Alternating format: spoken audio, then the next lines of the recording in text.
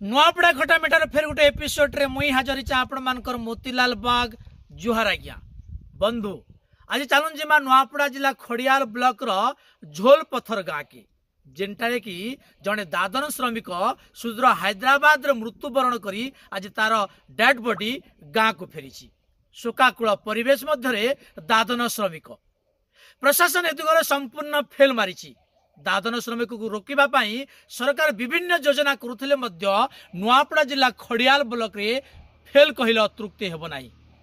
आज जन्नक दादन श्रमिक 6 मास पूर्व सुदूर हैदराबाद को कामधंदा अन्वेषण रे जाई मृत होई आज तार शव फेरी गाँ को गाँ रे शोकाकूल परिवेश दादन श्रमिकर करुण कहानी केबे अंत हेब। नुआपड़ा खटामिठा टीम आज पहुंची झोल पथर गाँ को दादन श्रमिकर परिवार वर्ग को सांत्वना देवाई हेले परिवार रे शोकाकूल परिवेश गाँव जड़े नाबालिका युवती मृत्युवरण करिछि।